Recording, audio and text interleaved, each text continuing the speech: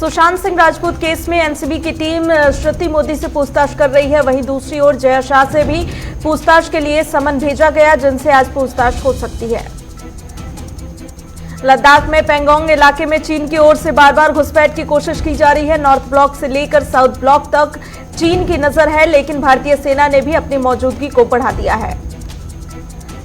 सीमा पर तनाव के बीच गृह राज्य मंत्री नित्यानंद राय ने राज्यसभा में कहा कि पिछले 6 महीने में भारत चीन सीमा पर कोई घुसपैठ नहीं हुई है। भारतीय किसान यूनियन से बड़ी संख्या में जुड़े किसान अध्यादेश के खिलाफ आज संसद के बाहर धरना प्रदर्शन करने वाले हैं, जबकि अकाली दल भी इसके विरोध में वोटिंग कर सकता है।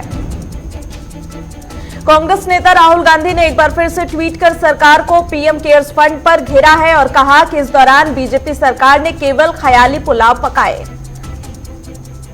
राजस्थान में विधायक खरीद फरोख्त के आरोप में जेल में बंद संजय जैन को जमानत मिल गई है। राजस्थान हाईकोर्ट ने संजय जैन को जमानत पर रिहा करने का आदेश दिया है। राजस्थान सरकार में मंत्री प्रमोद जैन का नाम लिए बिना सांगोद से विधायक भरत सिंह ने एक पत्र में लिखा है कि राज्य में प्रभारी मंत्रियों के प्रभाव तो बदल दिए गए, लेकिन सबसे भ्रष्ट मंत्री को अब तक बर्खास्त नहीं किया गया।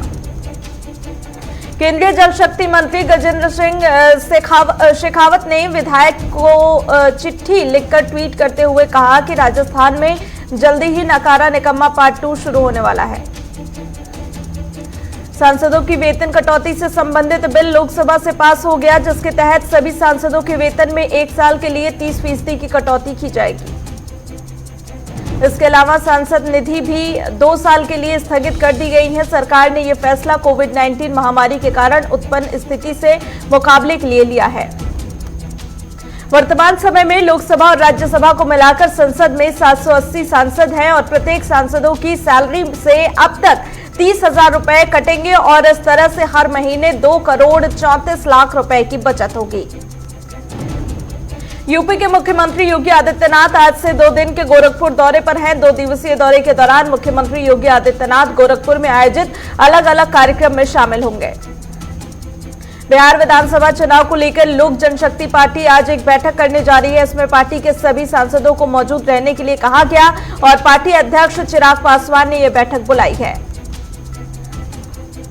उत्तर प्रदेश में पिछले कई दिनों से प्रशासनिक स्तर पर बदलाव के बीच अब एक बार फिर से आईएएस अधिकारियों को ट्रांसफर किया गया है। उत्तर प्रदेश में अब 8 आईएएस अफसरों का तबादला किया गया। दिल्ली यूनिवर्सिटी के सेंट स्टीफेंस कॉलेज में अंडर ग्रेजुएट कोर्स में एडमिशन के लिए अपना पहला कट ऑफ जारी कर दिया है। अधिकांश पाठ्यक्रमों में दाखिले के लिए आवश्यक न्यूनतम अंक 99% से ऊपर हैं। इस साल दिल्ली यूनिवर्सिटी ने पिछले 3 सालों में सबसे अधिक 3,53,919 आवेदन प्राप्त किए थे और यह पिछले साल से 1 लाख अधिक है। पंजाब की रोपड़ जेल में मुख्य बंद मुख्तार अंसारी का बी वारंट तैयार करने के साथ ही पुलिस ने उसके दोनों बेटे उमर और अब्बास पर 25-25 हजार रुपए का इनाम भी घोषित कर दिया है। मुख्तार का वारंट और उसके दोनों बेटों पर इनाम की कार्रवाई हजरतगंज के डालीबाग में सरकारी जमीन पर अवैध निर्माण कराने के मुकदमे में की गई है। मध्य प्रदेश के आंगनबाड़ियों में बच्चों को पौष्टिक आहार के लिए मचे बवाल के बीच सीएम शिवराज ने साफ कर दिया है कि कुपोषण को खत्म करने के लिए बच्चों को अंडे नहीं बल्कि दूध बांटा जाएगा। मध्य प्रदेश में शहडोल जिला के अपर कलेक्टर रमेश सिंह ने पद से इस्तीफा दे दिया। जानकारी के अनुसार रमेश सिंह कांग्रेस की ओर से अनूपपुर सीट से चुनाव लड़ सकते हैं। राजस्थान के बूंदी में चंबल नदी के पार करते समय एक नाव पलट गई और इस नाव में सवार 25 से 30 लोगों के डूबने की खबर है। अंतर्राष्ट्रीय सीमा पर तारबंदी के आगे किसानों की जमीन पर 18 साल बाद ट्रैक्टर चला। कड़ी सुरक्षा के बीच बीएसएफ ने बख्तरबंद ट्रैक्टर से खेतों की जुताई शुरू की। वाराणसी के डीजल रेल इंजन कारखानों में आज सुबह भीषण आग लग गई। मौके पर दमकल विभाग की कई गाड़ियों ने पहुंचकर आग पर काबू पाया। पश्चिमी दिल्ली पुलिस ने हथियारों के बड़े सौदागर को गिरफ्तार किया। पुलिस के मुताबिक आरोपी पिछले कुछ महीनों से दिल्ली और आसपास के बदमाशों को 100 से ज्यादा अवैध हथियारों और 1000 कारतूस बेच चुका है। बिहार के भोजपुर जिले में आकाशीय बिजली एक बार फिर से कहर बनकर टूटी है। यहां पिछले 24 घंटे के अंदर 4 लोगों की मौत हुई है। मध्य प्रदेश के दमोह जिले में बारिश के साथ आकाशीय बिजली गिरने से 3 घटनाओं में कुल 7 लोगों की मौत हो गई और इन मृतकों में एक ही परिवार के 3 सदस्य शामिल हैं। दरभंगा एयरपोर्ट से नवंबर से उड़ान को भी हरी झंडी मिलने के बाद मोदी सरकार ने दरभंगा में ही अखिल भारतीय आयुर्विज्ञान संस्थान को कैबिनेट से मंजूरी दे दी है। कोरोना के चलते बंद हुई दिल्ली जयपुर के लिए राजस्थान स्टेट ट्रांसपोर्ट कॉरपोरेशन की सरकारी बसें अब तक चालू नहीं हो पा रही हैं, जिसके लिए यात्रियों को कुछ दिन और इंतजार करना पड़ेगा। राजस्थान रोडवेज के लिए जयपुर दिल्ली बस सेवा कमाई का बड़ा जरिया है, जिसकी वजह से राजस्थान स्टेट ट्रांसपोर्ट कॉरपोरेशन को नुकसान उठाना पड़ रहा है। पिछले 1 साल में उत्तराखंड देश के 5 महंगे राज्यों की सूची में शामिल हो गया। केंद्रीय सांख्यिकी मंत्रालय की ओर से जारी उपभोक्ता मूल्य सूचकांक से यह तस्वीर उभर कर सामने आई है।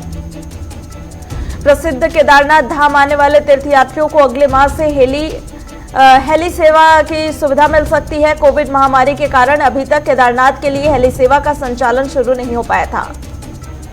यात्रियों की राह आसान करने के लिए रेलवे की ओर से चलाई जा रही क्लोन ट्रेन 21 सितंबर से ट्रैक पर उतरने जा रही है। इनमें से अधिकांश ट्रेनें बिहार की ओर जाने वाली हैं।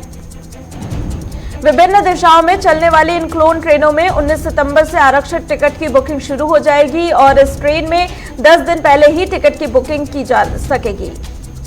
देश में विमानन सुरक्षा रेटिंग में सुधार लाने और नागर विमानन महानिदेशालय सहित अन्य नियामक संस्थानों को वैधानिक दर्जा देने वाले वायुयान संशोधन विधेयक 2020 को संसद की मंजूरी मिल गई है।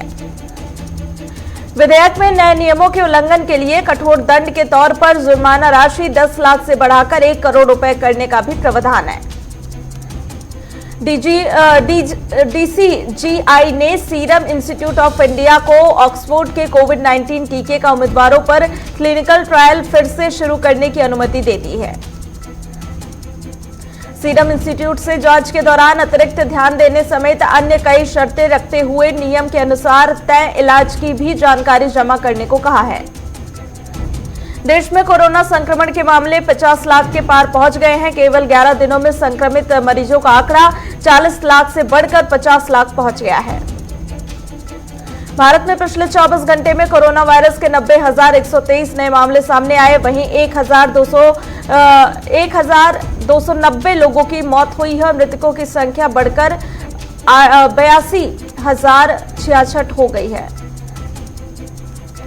महाराष्ट्र में कोरोना संक्रमित की संख्या 11 लाख के करीब पहुंच गई। वहीं एक दिन में 20,482 नए संक्रमित मामले सामने आए। आगरा में बिजली कार्यालय की दीवार पर देवी देवताओं की तस्वीर लगने को लेकर बजरंग दल के कार्यकर्ताओं ने हंगामा किया, जिसके बाद तस्वीर को हटा दिया गया। कुशीनगर में घटिया निर्माण की शिकायत ईओ को दी गई। ठेकेदार को फर्म के खिलाफ नोटिस जारी किया गया और वहीं नोटिस को अमल में नहीं लाया गया तो फर्म को ब्लैकलिस्ट किया जाएगा। शामली में प्रॉपर्टी डीलर का शव कार से बरामद हुआ। सूचना मिलने पर पुलिस ने मौके पर पहुंचकर जांच पड़ताल शुरू कर दी है। गोरखपुर में चौरी चौरा के फ्लाईओवर पर अज्ञात युवक का शव मिला। पुलिस ने शव को कब्जे में लेकर पोस्टमार्टम के लिए भेज दिया। बुलंदशहर में स्वास्थ्य सुविधाएं बेहाल है। एम्बुलेंस सेवा न मिलने पर 70 वर्षीय महिला को इलाज के लिए परिजन ठेले पर अस्पताल लेकर गए। बहराइच में फर्जी फाइनेंस कंपनी बनाकर लोन देने के नाम पर लोगों से लाखों रुपए की ठगी की गई। पुलिस मामले की जांच कर रही है। जालौन पुलिस ने हाईवे पर लूट की घटना को अंजाम देने वाले 3 शातिर लुटेरों को मुठभेड़ में गिरफ्तार किया और उनके पास से 10 जिंदा कारतूस बरामद किए। औरैया में 10 साल की मासूम के साथ पिता के ही दोस्त ने दुष्कर्म की घटना को अंजाम दिया। मासूम को जिला अस्पताल में भर्ती कराया गया। फरीदाबाद के YMCA विश्वविद्यालय में पीएम मोदी के 70वें जन्मदिन को युवा प्रेरणा दिवस के रूप में मनाया जाएगा, जिसमें हरियाणा सीएम मनोहर लाल खट्टर शामिल होंगे। रायबरेली में कलयुगी बेटे ने घरेलू विवाद के चलते पिता की धारदार हथियार से हत्या कर दी। वहीं हत्यारा बेटा मौके से फरार हो गया। रोहतक में गाड़ी लूटने वाले गिरोह का पुलिस ने खुलासा किया। यूपी के 4 रहने वालों को गिरफ्तार किया गया है। चंपारण के गांव में मकान पर आकाशीय बिजली गिरने से परिजनों में दहशत का माहौल है। घर में रखा सारा सामान जलकर राख हो गया। मुरलीगंज में 11,000 वोल्ट के बिजली तार की चपेट में आने से एक युवक बुरी तरीके से झुलस गया। घायल युवक को अस्पताल में भर्ती कराया गया। सहरसा में डीएम का अर्थी जुलूस निकालकर विरोध जताया गया। प्रदर्शनकारियों ने कहा कि ऐसा लगता है कि हमारा जिला डीएम विहीन हो चुका है। घरौंडा में मीडिया एसोसिएशन के तहत अधिकारियों ने तहसील प्रांगण में पौधारोपण किया, जिसमें एसडीएम, डीएसपी, तहसीलदार आदि ने पौधे लगाए। रायपुर में बढ़ते कोरोना संक्रमण को लेकर नेता प्रतिपक्ष धर्मलाल कौशिक ने राज्य सरकार को घेरा और कहा कि टेस्टिंग किट की कमी है तो कहीं दवाइयों की कमी है। बठिंडा एसटीएफ टीम ने 60 किलोग्राम चूरा पोस्ट और 36,500 नशीली गोलियों के साथ 3 नशा तस्करों को पकड़ा है, जो मोगा जिले के रहने वाले हैं। जोधपुर में आबकारी पुलिस ने एक मकान से भारी मात्रा में नकली शराब बरामद करने वाली सामग्री को जब्त किया, साथ ही आरोपी को भी पकड़ लिया है। सिरसा के बस स्टैंड कार्यालय से 2 क्लर्क को विजिलेंस टीम ने 5,000 की रिश्वत लेते हुए रंगे हाथों गिरफ्तार किया। वहीं कर्मचारियों ने कार्रवाई का विरोध किया। घरौंडा अनाज में राष्ट्रीय जन उद्योग व्यापार संगठन की बैठक बुलाई। लॉकडाउन के दौरान व्यापारियों को हुए नुकसान की चर्चा की गई। कर्नाटक के चिकबल्लापुर में पति पत्नी ने मिलकर एक युवक की हत्या कर दी और पुलिस ने दोनों को गिरफ्तार कर लिया। बिजनौर में घरेलू विवाद के चलते युवक ने कुएं में छलांग लगा दी। कई घंटों के रेस्क्यू ऑपरेशन के बाद युवक को कुएं से निकाला गया। वहीं चिकबल्लापुर में एसपी ने नो ड्रग के नाम से अभियान शुरू किया, जिसमें सीओ और जिलाधिकारी ने भी हिस्सा लिया। और चामराजनगर में किसान के खेत में जंगली जानवर देखा गया, जिसकी सूचना मिलने पर वन विभाग के अधिकारियों ने रेस्क्यू कर उसे जंगल में छोड़ दिया। रुड़की में गैस गोदाम के बाहर हुई फायरिंग का पुलिस ने खुलासा कर दिया। पुलिस ने 2 बदमाशों को गिरफ्तार कर उनके पास से पिस्टल और बाइक भी बरामद की है। कर्णप्रयाग में बद्रीनाथ एनएच उमा माहेश्वरी आश्रम के पास पहाड़ों से मलबा गिरने से बंद हो गया, जिससे हाईवे के दोनों ओर लंबा जाम लग गया। औरैया में किसान सम्मान निधि का पैसा खाते में न मिलने पर किसानों ने तहसील में शिकायत की। बिजनौर में शिक्षक से 22 लाख की रिश्वत मांगने वाले 3 बदमाश गिरफ्तार हो गए। सुनील भाटी गैंग का सदस्य बताकर रिश्वत मांगी थी। बांदा में महिला ने मासूम बच्ची के साथ फांसी लगाकर आत्महत्या कर ली। पुलिस मामले की जांच कर रही है। प्रयागराज में बीए में पढ़ने वाले छात्रों से गैंगरेप का मामला सामने आया। गैंगरेप का आरोप बीजेपी नेता और उनके डॉक्टर साथी पर लगा है। शेयर बाजार की शुरुआत आज बढ़त के साथ हुई। सेंसेक्स 117 अंक बढ़कर 39,161 पर खुला, जबकि निफ्टी 17 अंकों की तेजी के साथ ही 11,538 पर खुला है।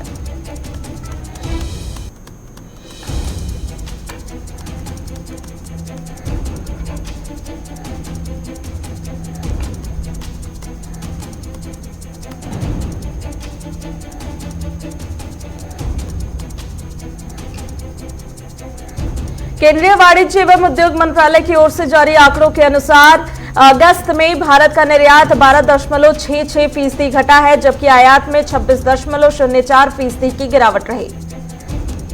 यूट्यूब ने अपने भारतीय यूजर्स के लिए short video making platform YouTube shorts को लॉन्च कर दिया है। जीएसटी कंपनसेशन के मसले पर जीएसटी काउंसिल की अगली बैठक 5 अक्टूबर को होगी। टिकटॉक के लिए बाइटडांस ने नया प्लान पेश किया है। कंपनी बहुल्य हिस्सा अपने पास रखेगी और बाकी हिस्सा किसी अमेरिकी कंपनी को बेचेगी और इस प्लान की राष्ट्रपति ट्रंप समीक्षा करेंगे। एशियाई विकास बैंक का अनुमान है कि इस साल क्षेत्रीय अर्थव्यवस्था में 0.7% की गिरावट आएगी। हालांकि 2021 में यह क्षेत्र 6.8% की वृद्धि दर्ज करेगा। केंद्र सरकार ने यात्रियों की सुविधा के लिए बड़ी घोषणा की। रेल मंत्रालय ने 21 सितंबर से 20 जोड़ी क्लोन ट्रेनें चलाने का फैसला लिया है। प्रवासी और दिहाड़ी मजदूरों को रोजगार दिलाने के लिए श्रमिक बंधु ऐप लॉन्च किया गया और इस ऐप की मदद से मजदूरों को नौकरी ढूंढने में मदद मिलेगी। चीन के साथ तनातनी के बावजूद भारत से उसका आयात तेजी से बढ़ रहा है और डीजीएफटी के आंकड़ों के मुताबिक चीन का भारत से आयात 30% से भी ज्यादा बढ़ गया है। सरकार की ओर चीनी मोबाइल हैंडसेट पर भी रोक लगाई जा सकती है। खबर है कि डिजिटल कम्युनिकेशन कमीशन 19 सितंबर को बैठक में डेटा की प्राइवेसी और सिक्योरिटी की सिफारिशों को हरी झंडी दे सकता है। दुनिया में कोरोना का कहर लगातार जारी है। दुनिया भर में अब तक 2,97,00,000 लोग कोरोना की चपेट में आ चुके हैं। WHO के मुताबिक 20 साल से कम उम्र के लोगों पर कोरोना का खतरा काफी कम है। हालांकि इस उम्र के लोग कोरोना संक्रमण फैलाने के जिम्मेदार साबित हो रहे हैं। भारत ने नेपाल को कोरोना संक्रमित मरीजों के इलाज के लिए 2000 से ज्यादा दवाई की शीशियां दी है।